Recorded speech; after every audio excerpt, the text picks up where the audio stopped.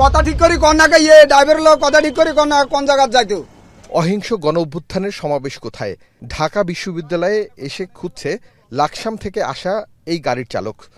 কোন জায়গায় গাড়িটা যাইবো? দফায় দফায় ফোন করেও খুঁজে পাচ্ছেন না সমাবেশ স্থল।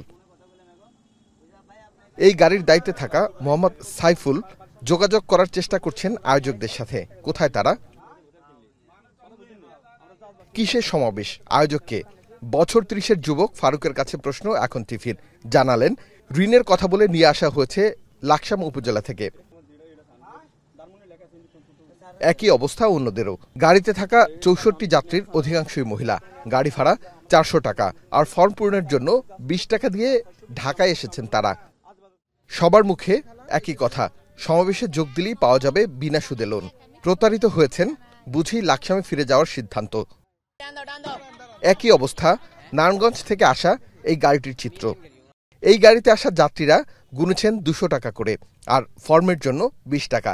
যারা এসেছেন তাদের অধিকাংশই নিম্ন আয়ের মানুষ। বিদেশে পাচার হওয়া টাকা ফেরত এনে বিনা সুদে লোন দেওয়ার প্রলোভনের আড়ালে কোনো রাজনৈতিক উদ্দেশ্য আছে কিনা তা খতিয়ে দেখার দাবি সমাজ বিশ্লেষকদের। আরিফ হোসেন, এখন, ঢাকা।